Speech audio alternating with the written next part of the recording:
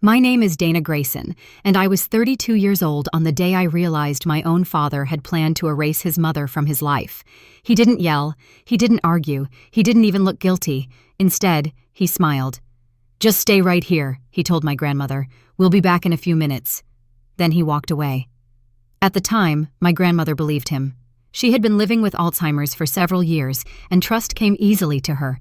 She still saw the world through the lens of the woman she had always been, kind, patient, and willing to believe the best about people, especially her son. What she didn't know was that he had no intention of returning. Neither did my mother. And what they didn't know was that I had spent 12 years as a geriatric nurse. I noticed details other people ignored. I paid attention when things didn't add up. That habit would eventually place my father in front of a judge who would use a single word to describe him: unfit.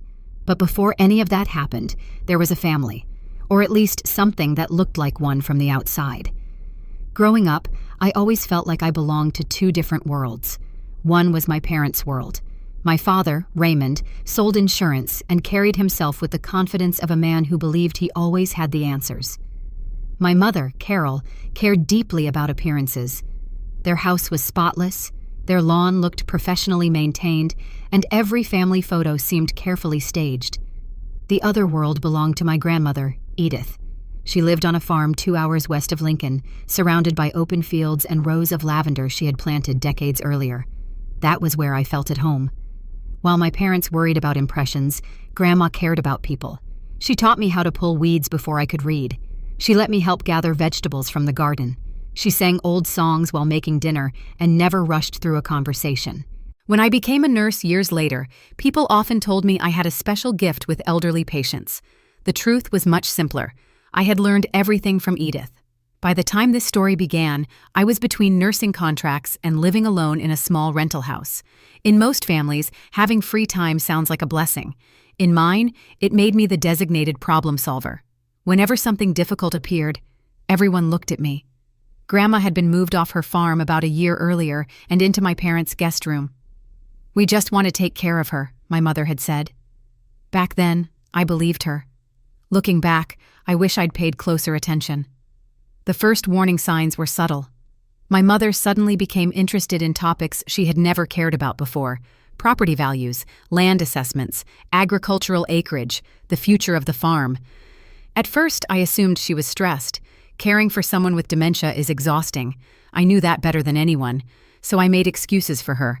That's the dangerous thing about people you love. You keep giving them the benefit of the doubt long after they've stopped deserving it. A week before everything happened, my father asked me a question that immediately felt strange. We were standing in their kitchen when he casually said, "Do you know where your grandmother keeps the deed to the farm?"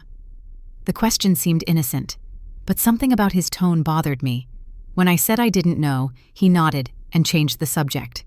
Too quickly. A few days later, my mother slid a glossy brochure across the kitchen counter. It advertised a memory care facility, beautiful landscaping, private rooms, happy seniors smiling beneath sunny skies. "She might be happier somewhere like this," my mother said. As a nurse, I knew facilities like that existed. I also knew they required extensive planning, paperwork, assessments, financial arrangements. So I asked questions. Which facility? Had they toured it? When was the admission date? What was the care plan? Instead of answering, my mother smiled and redirected the conversation. Then she started talking about a family trip. Arizona, a fresh start, a chance for everyone to reconnect. The plan sounded harmless, almost sweet, too sweet. Still, I had no evidence that anything was wrong. Only a feeling, a quiet warning sitting in the back of my mind. The kind you can't explain but can't ignore either. Unfortunately, feelings aren't proof, so I agreed to go. A few days later, we drove to the airport.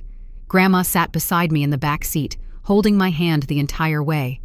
Her fingers smelled faintly of lavender lotion, the same brand she had used for as long as I could remember. She looked nervous. Crowds often confused her. Airports were even worse. So I stayed close. Inside the terminal, we found a waiting area near our gate. My father guided her toward a chair near the window. Then he knelt in front of her. He took both of her hands and smiled warmly. "Just sit here," he said. "We'll check in and come right back." She nodded. I almost ignored it. Almost. but the uneasy feeling I'd been carrying for days suddenly grew stronger. Stronger enough that I stepped away and pulled out my phone. I wanted answers, and I was about to get them. Not from my parents, from a single phone call that would change everything. I stepped away from the seating area and dialed the number printed on the memory care brochure my mother had shown me earlier that week. The call connected after 2 rings. A cheerful receptionist answered. I introduced myself and explained that my family was supposedly arranging admission for my grandmother. Then I gave her Edith's full name and asked if she could confirm the details. "Of course," she said. A few seconds passed, then another. I heard keyboard clicks, more silence. Finally, her tone changed. "I'm sorry," she said. "Could you repeat the name?" I did. She checked again, longer this time. When she returned, her voice carried a note of confusion. "Ma'am, we don't have anyone by that name scheduled here." My stomach tightened. "Could you look one more time?" "Certainly." Another pause. Then the sentence that made everything snap into focus. "We have no record of your grandmother. No application. No reservation. Nothing." For a moment, the sounds of the airport seemed to disappear. No reservation. No admission. No plan. The facility my parents had talked about didn't exist in relation to my grandmother. I turned around immediately. The seats where my parents had been sitting were empty. Completely empty. Their carry-on bags were gone. Their jackets were gone. Everything was gone. Only my grandmother remained. She was sitting exactly where my father had left her, holding a boarding pass in her lap and staring out the window, waiting, trusting, certain they would come back. My heart dropped. I ended the call and hurried toward her. Halfway there, another terrifying thought hit me. What if they had already boarded? What if they were gone? I reached the row of seats. The chair was empty. For one horrifying second, I thought she had wandered away. My eyes scanned the lounge. Nothing. Then I heard it. A quiet melody. Soft, unsteady, familiar. My grandmother's humming. Whenever she became frightened, she hummed an old song my grandfather used to sing. The same tune she had hummed my entire life. I followed the sound around a group of chairs. There she was, standing beside the window. She was showing an old photograph to a young airline employee. The employee looked relieved when she saw me approaching. "Are you with her?" she asked. "Yes," I said immediately. "I'm her granddaughter." The employee nodded. "I'm glad you found her." Found her. The words stung. My grandmother turned toward me. For a brief moment, the confusion faded from her eyes. The disease occasionally gave us these flashes of clarity. Small gifts. Moments where the real Edith surfaced. She looked directly at me. Then she smiled. "There you are," she said softly. "I knew you'd come back." The sentence nearly broke me. Because in that moment, she wasn't talking about my parents. She was talking about me, the only person who had returned. I knelt beside her and gently took the boarding pass from her hands. The moment I unfolded it, my pulse accelerated. One-way ticket. Not round trip, not vacation package. One way. A single seat headed to Arizona. No return flight, no explanation, nothing. I stared at it for several seconds, then folded it carefully and slipped it into my pocket. Something inside me changed right there. People often imagine anger as loud, explosive, chaotic. What I felt was the opposite.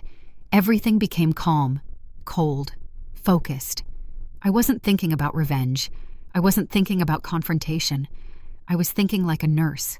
A vulnerable patient had been abandoned, and now I needed to document everything. I settled Grandma back into a chair, got her water, checked her pulse, made sure she was physically okay. Then I opened the notes app on my phone. Time we arrived, time my father spoke to her, time I called the facility, time I discovered there was no admission, time I found her alone. Every detail went into that record. I photographed the boarding pass, front and back. Then I photographed the empty seats. Next, I called my father, straight to voicemail. He had seen my name. He had chosen not to answer. I called again. Same result. Then I called my mother. She didn't answer either. But a text message arrived less than a minute later. I still remember every word. "Don't turn this into a big drama. She's safe with you. We deserve a break." I stared at the screen. We deserve a break. As if leaving an elderly woman with Alzheimer's alone in an airport was some kind of vacation plan. As if abandoning her was self-care. I looked at my grandmother. She had leaned her head against my shoulder and resumed humming quietly. The trust she still carried for the people who had left her behind was heartbreaking. But underneath the sadness, something else was growing inside me. Determination. Because my parents had made a mistake, a huge one. They thought they had left behind a confused old woman. What they had actually left behind was evidence. Evidence they had created themselves. Evidence I had already started collecting. And I wasn't about to lose a single piece of it. That afternoon, I took my grandmother home with me. Not to my parents' house, to mine. Because one thing had become absolutely clear. If they were willing to leave her in an airport, I could no longer trust them with her safety. And before this was over, they were going to learn exactly how expensive that decision would become. The drive back from the airport felt longer than it should have. My grandmother slept through most of it, her head resting against the passenger side window while the late afternoon sun slid across the highway. I drove in silence, not because I had nothing to say, because I had too much. Every few minutes, I found myself replaying the scene in the lounge, my father kneeling beside her, his reassuring smile, the promise he'd made. "We'll be right back." The worst part wasn't the lie. It was how practiced it looked, as if he'd rehearsed it, as if the entire thing had been planned long before we ever arrived at the airport. By the time we reached Lincoln, I knew one thing for certain. My apartment wasn't a long-term solution. It was small, the stairs were steep, and most importantly, it wasn't familiar to her. People who have never cared for someone with dementia often underestimate how important familiarity is. A familiar chair, a familiar window, a familiar smell. Sometimes those small things are the difference between calm and panic. My grandmother spent that first night sleeping on my couch, 12 straight hours. The emotional shock had exhausted her. I wasn't nearly as lucky. I stayed awake until sunrise, sitting at the kitchen table with the boarding pass spread out in front of me. One-way ticket, purchased 11 days before the trip. 11 days. That meant the decision had been made long before anyone started talking about family vacations or reconciliation. The trip itself had been a lie, a cover story, nothing more. As dawn broke outside my window, I finally admitted something I'd been avoiding. There was only one place my grandmother truly belonged, the farm, the place she'd spent most of her life, the place her memories still recognized, the place my parents had moved her away from. I called an elder law attorney before making any decisions. If my parents wanted a fight, I intended to make sure I was standing on solid legal ground. The attorney listened carefully while I explained everything: the airport, the false facility, the boarding pass, the abandonment. When I finished, he was quiet for a moment. Then he asked a question. "Do you still have the ticket?" "Yes." "Good." That single word told me more than an entire speech could have. I wasn't imagining this. I wasn't overreacting. What had happened was serious, very serious. After the call ended, I packed a few bags, helped my grandmother into the car, and pointed us west, toward home. The highway stretched endlessly across open fields. Golden grass swayed in the wind. Small towns appeared and disappeared. And slowly, mile by mile, my grandmother seemed to relax, almost as if some part of her knew where we were going. When we finally turned onto the old county road leading to the farm, she looked out the window and smiled, for the first time in days. The farmhouse appeared exactly as I remembered, weathered, quiet, standing alone against the Nebraska sky. The key was still hidden beneath the loose brick beside the propane tank. My grandfather had hidden it there years earlier. Apparently no one had ever moved it. The lock clicked open. The front door swung inward. A familiar smell greeted us immediately. Dust, wood, lavender, home. My grandmother stepped inside slowly. Her eyes moved across the room. The old furniture, the photographs, the worn wooden floors. Then something remarkable happened. Her shoulders relaxed. The tension she'd been carrying simply melted away. She walked to the wall beside the kitchen entrance and hung her purse on the same hook she'd used for decades. Not hesitation, not confusion, pure instinct, like she'd never left. Then she turned toward me and said something that nearly brought tears to my eyes. I'll start the coffee. Her voice was clear, certain. For a brief moment, the disease seemed to loosen its grip. I stood there watching her move through the kitchen. Her hands found familiar drawers, familiar cabinets, familiar routines. The body remembered what the mind struggled to hold. That evening, I opened windows and aired out the house. While cleaning the kitchen table, I uncovered a pile of mail that had accumulated over the past year. Most of it was junk. Advertisements, flyers, bills. Then I found a folder, a real estate folder. My stomach tightened immediately. Inside was a market evaluation of the farm. Every acre, every structure, every valuation. Someone had already estimated how much the property could sell for, and the number was enormous, far larger than I'd expected. Clipped to the front was something even worse, a draft listing agreement, partially completed, unsigned, but not empty. My father's name was typed on the seller information line. I read it twice, then a third time. The date hit me next, 3 weeks before the airport trip. 3 weeks. That meant while my grandmother was still living under their roof, someone had already begun preparing to sell property that wasn't theirs, property she still legally owned. My hands trembled slightly as I flipped through the documents. The pieces were starting to connect. The questions about the deed, the sudden interest in land values, the memory care brochure, the fake Arizona plan. None of it was random. It was all part of the same picture, and that picture looked uglier every minute. My grandmother sat in the next room humming softly while I stared at the paperwork. She had no idea her own family was discussing the value of her land. No idea people were making plans around assets she still owned. No idea that someone had already begun treating her life like an obstacle. I closed the folder, slowly, carefully, because a new realization had settled over me. This was never about caregiving. It was never about stress. And it certainly wasn't about helping Grandma. This was about the farm, the land, the money. And if I was right, my parents weren't done yet. Not even close. My parents returned from Arizona 3 days later. The phone calls started immediately. My mother called first. Her voice was warm, calm, almost rehearsed. "Dana, you've made your point," she said. "Now bring your grandmother back. This has gone far enough." I looked across the room at Edith. She was sitting in her favorite chair near the window, watching birds gather around an old feeder my grandfather had built years ago. For the first time in months, she looked peaceful. "No," I said. The silence that followed was immediate. Then came the guilt, the disappointment, the familiar parental tone designed to make me feel unreasonable. "You're making a mistake." "No," I replied. "You already made one." She hung up. An hour later, my father called. Unlike my mother, he skipped the emotional approach. He went straight to authority. "You had no right to take her." I almost laughed. "No right? After what had happened at the airport? You left her alone. We didn't leave her. You bought a one-way ticket."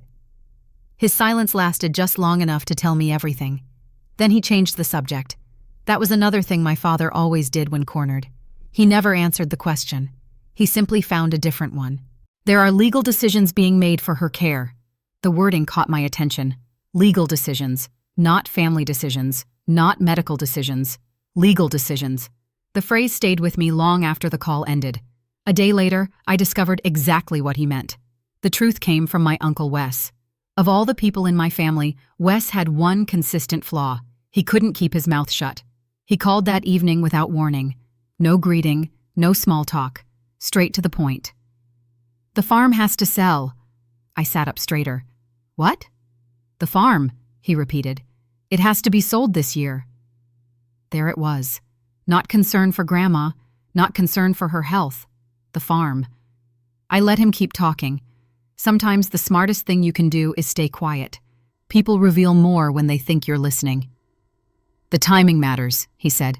"Everybody's counting on it." Everybody. Interesting choice of words. "Who exactly is everybody?" I asked. His answer came too quickly. "The family." The family. Not Grandma. The family. I stared out the farmhouse window while he continued talking. And then he made a mistake. A big one. Once she's declared incompetent, the process becomes easier. My grip tightened on the phone. Declared incompetent. There it was. The real plan. Not caregiving, not retirement communities, not concern, control. They wanted legal control. If they could convince a court that Edith was unable to manage her affairs, someone would be appointed to oversee her finances and property, someone like my father. And once he had control, the farm could disappear. The moment the call ended, I contacted the attorney again. His name was Gene Hawthorne, an elder law attorney who had spent decades handling cases exactly like this. I laid everything out. The airport, the listing documents, my uncle's comments, the pressure from my parents, every piece of it. When I finished, Gene leaned back in his chair. "You've got more evidence than most people realize." "What do you mean?" "They created a paper trail." The phrase immediately caught my attention. Paper trail. As a nurse, I understood documentation. Documentation mattered. Records mattered. Dates mattered. Gene explained it carefully. The boarding pass, the listing agreement, the text messages, the calls, everything pointed in the same direction. And when evidence points consistently in one direction, courts notice. Then he asked something that surprised me. "Did you write down the timeline?" "Yes." "Good." "Did you keep the messages?" "Everyone." "Good." "Did you photograph the ticket?" "Multiple times." For the first time since this nightmare began, I heard something encouraging in his voice. "Excellent." The word felt strangely comforting, because until then, I had felt completely alone, like I was trying to stop something enormous with nothing but instinct. Now, someone with actual legal experience was telling me my instincts had been right. Before ending the call, Gene explained something important. Your grandmother could no longer legally grant power of attorney. That opportunity had passed. Her condition made that impossible. The only remaining path involved the court. Guardianship, conservatorship. A judge would decide who could be trusted to care for her and manage her affairs. And trust, Gene explained, was the entire issue. The court wasn't required to choose the closest relative. The court was required to choose the safest one. That distinction changed everything. For the first time, I stopped worrying about blood relationships, because being someone's child didn't automatically make you worthy of protecting them. Actions mattered, choices mattered, character mattered, and my parents had already made their choices. Over the next week, the pressure intensified. Relatives began calling. Aunts, cousins, people who hadn't spoken to me in months suddenly had opinions. Apparently, my parents had started telling their version of the story. According to them, I had overreacted. I had isolated Edith. I had become obsessed. Some even hinted that I might be trying to gain control of the farm myself. The irony was almost laughable. The people who wanted the land were accusing me of wanting the land. Classic projection. But beneath all the rumors, one thing became obvious. My parents were scared, really scared. Because innocent people don't spend this much energy controlling a story. Guilty people do. And somewhere in the middle of all those phone calls, accusations, and family drama, I realized something important. They weren't calling because they missed Grandma. They weren't calling because they loved her. They were calling because for the first time, their plan wasn't working. And desperate people make mistakes. I had a feeling their biggest mistake was still coming. The following week was one of the loneliest periods of my life. Half my family believed my parents. The other half didn't know what to believe. Rumors moved faster than facts. According to various relatives, I was unstable, controlling, overreacting. Some even claimed I had manipulated my grandmother into turning against her own son. It would have been funny if it hadn't been so exhausting. The truth was much less dramatic. I spent my days cooking meals, organizing medications, and helping an elderly woman remember where she was when she woke up frightened in the middle of the night. There was nothing glamorous about it, nothing strategic, just caregiving, the very thing my parents claimed they cared about. One evening, after my grandmother had gone to bed, I sat alone at the kitchen table with my laptop and started reviewing everything again. Every text, every voicemail, every document. I wanted to understand exactly when this had started, because plans like this don't appear overnight. They grow, slowly, quietly. And somewhere in the middle of those records, I found it. A voicemail from my mother. It had been left the night before our airport trip. At the time, I had barely listened to it. Now I played it again, and again, and again. Her voice came through clearly, tired, Frustrated. Certain. Honestly, Dana, she's barely aware of anything anymore. She won't even know we're gone. I froze. There it was. The same sentence, the same logic, the same justification. Not concern, not compassion, convenience. Because once you convince yourself someone won't notice what you're doing, it becomes easier to excuse almost anything.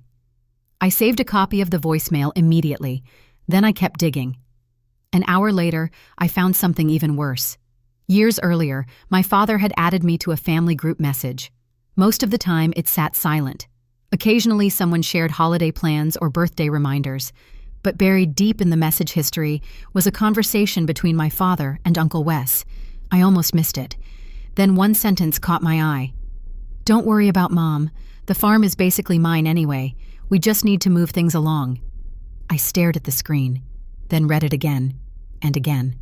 The farm is basically mine anyway. Not her farm. His farm. At least in his mind. For the first time, I stopped thinking of what happened at the airport as an act of desperation. Desperate people make mistakes.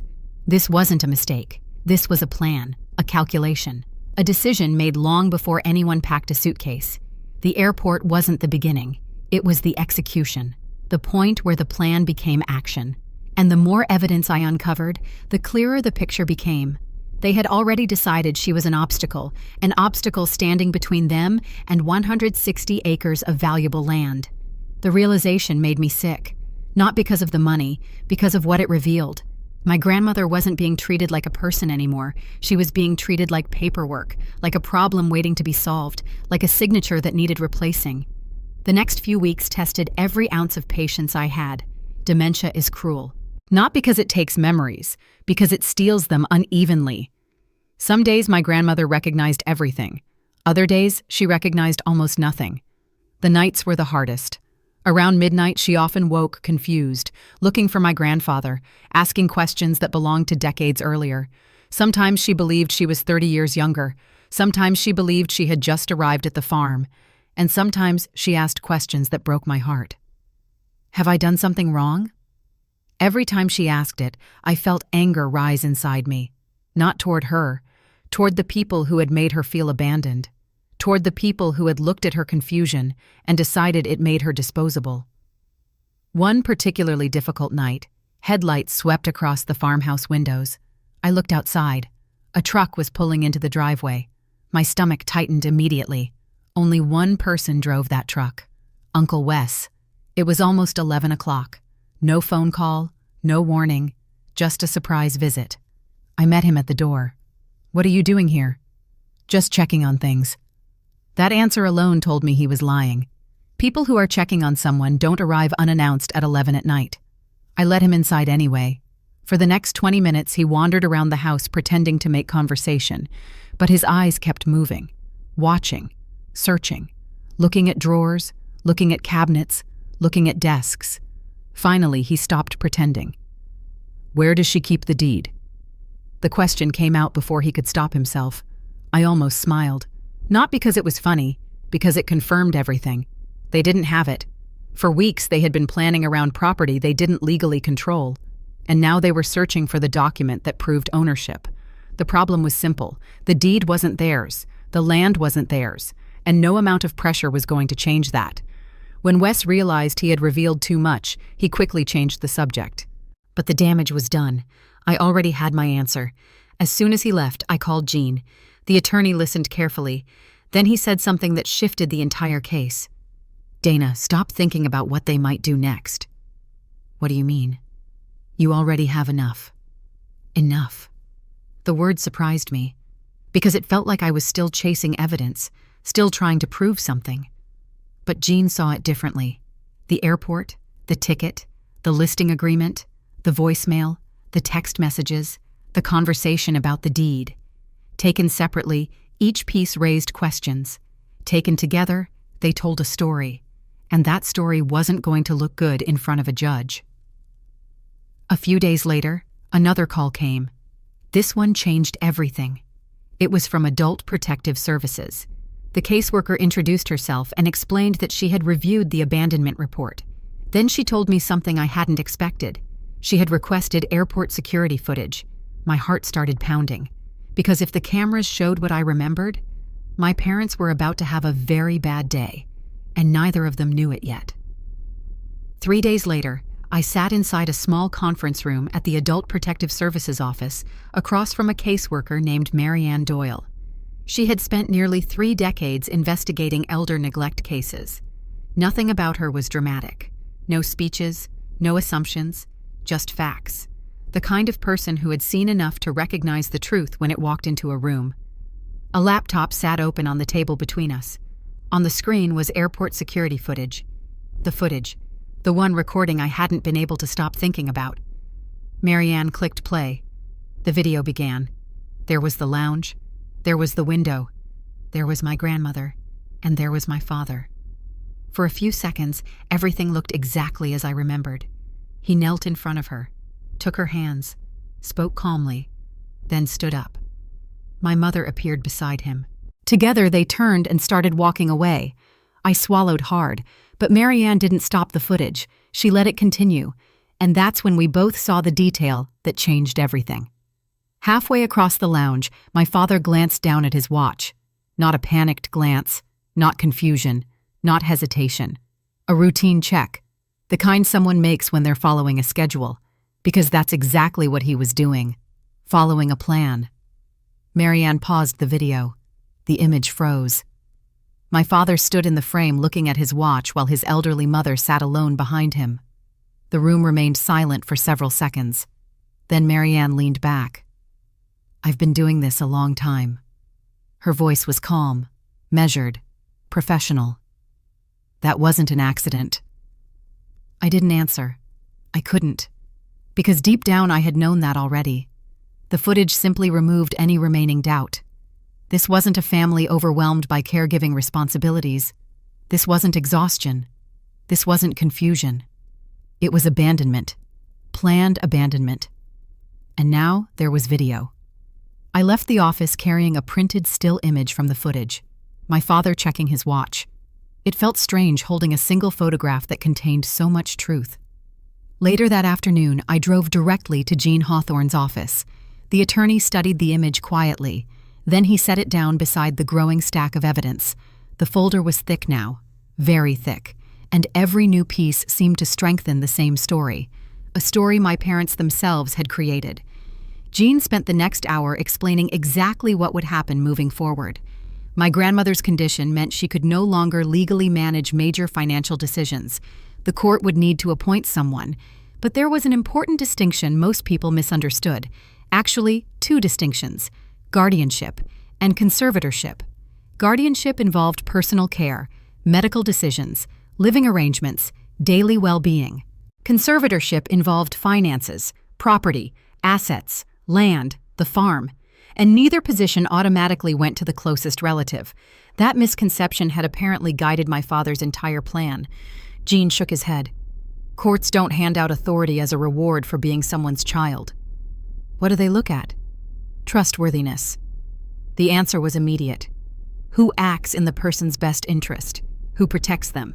Who puts their needs first? He tapped the airport photograph. That's going to be difficult to explain. Difficult was an understatement. Then Jean explained something even more important. Even if my father somehow became conservator, he still couldn't simply sell the farm. Any major sale would require court approval, documentation, justification, review, a judge. The entire scheme had been built on assumptions that weren't true. The more I learned, the more unbelievable it became. They had risked everything for a shortcut that didn't exist. That night, I sat alone at the farmhouse kitchen table studying the boarding pass again. For weeks it had represented betrayal. Now it represented evidence. I examined every detail carefully: flight number, destination, purchase information. And then I saw it. The purchase date.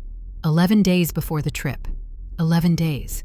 That single detail mattered enormously because it proved intent. The ticket wasn't purchased during a stressful moment. It wasn't a last-minute decision. It was planned nearly 2 weeks in advance. The family vacation had never been a vacation. The smiles, the promises, the brochures, the conversations.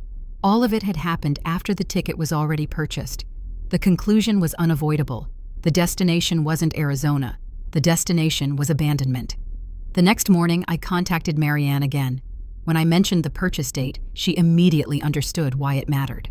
With the active investigation, records could potentially be requested directly from the airline. Who bought the ticket? When they bought it? How it was purchased? Everything. Another piece of evidence. Another fact. Another thread connecting itself to the same story. By this point, my folder contained the one-way boarding pass, airport photographs, my written timeline, the fake care facility information, the listing agreement, text messages, voicemails, security footage. Every page told the same story. And then my parents made the biggest mistake of all. Instead of backing away, they took me to court. A process server arrived on a Thursday afternoon. I was standing in the kitchen making lunch when he knocked on the door. The moment I saw the envelope, I knew. My father had filed a petition, not against the airport, not against the investigation, against me. I opened the paperwork and began reading. The accusations were astonishing. According to the filing, I had improperly removed my grandmother from her residence. I had isolated her from family. I was exercising undue influence. I was attempting to gain control over her assets. I read every page twice. The people who abandoned her were accusing me of exploitation. The people who purchased a one-way ticket were presenting themselves as concerned caregivers. For about an hour, I felt sick. Not angry, not scared, just exhausted. Because they had money, lawyers, connections, and they had spent years building a reputation that looked respectable from the outside. I had a farmhouse, a nursing license, and a binder full of evidence. Then I called Gene. The moment he heard about the petition, he surprised me. He sounded pleased, very pleased. Good. I blinked. Good? Very good. I stared at the phone. How is this good?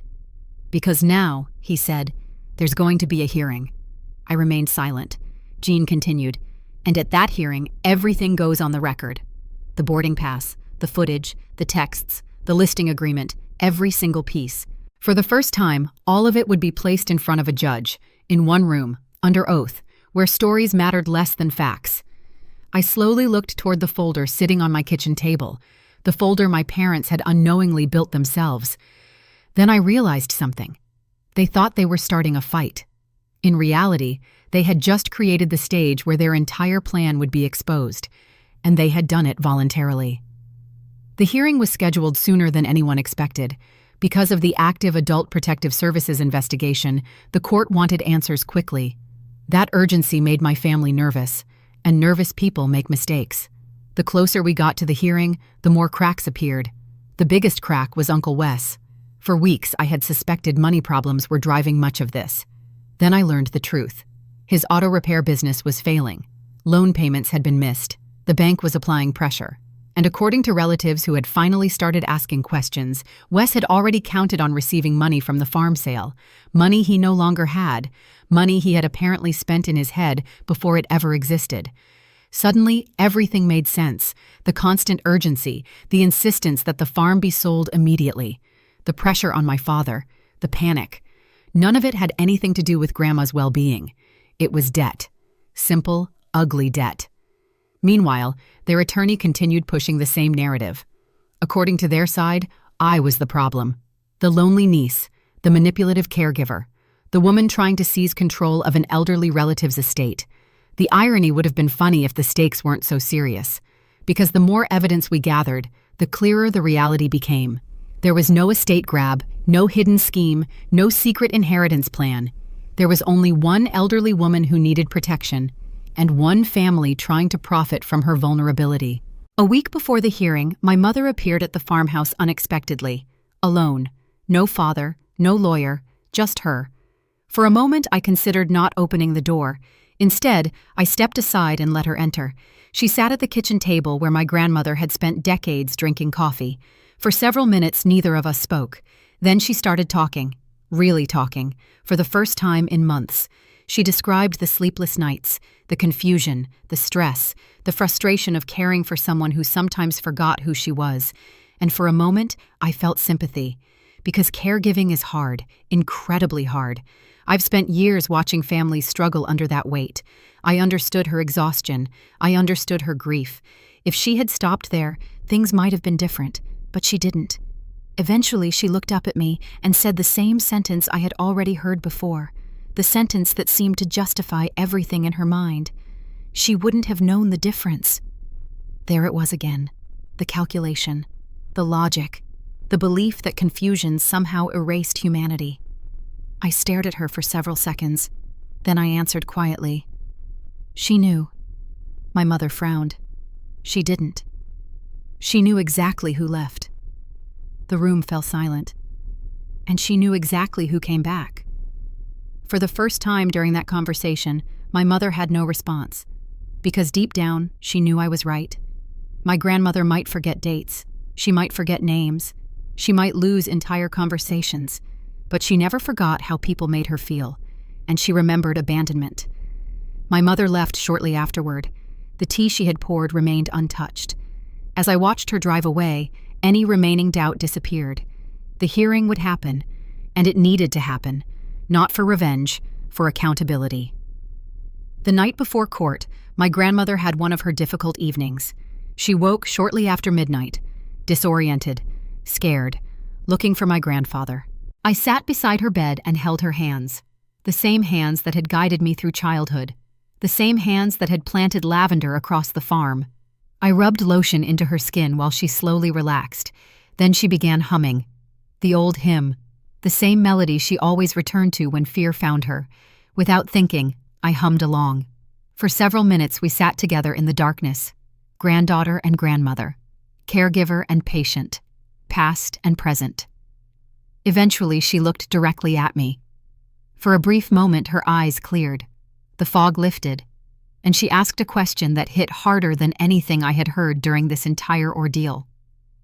Are they coming back? I knew exactly who she meant, and I knew exactly what the answer was. I squeezed her hand gently. No.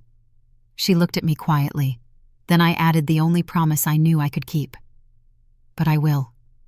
A small smile crossed her face. That was enough for her. She fell asleep a few minutes later. I stayed awake until sunrise. The next morning we drove to the courthouse. The hallway outside the courtroom was crowded. Relatives, attorneys, observers. My parents stood together near a wall, dressed perfectly, looking confident. My father wore an expensive gray suit. My mother wore pearls. Uncle Wes paced nervously nearby. Across the hallway sat my grandmother, calm, peaceful, humming softly to herself. The contrast couldn't have been clearer. The people claiming to protect her looked terrified. The woman supposedly in danger looked completely at peace. When the courtroom doors opened, I helped her inside, and for the first time since the airport, I felt completely calm. Because the truth was finally about to meet daylight.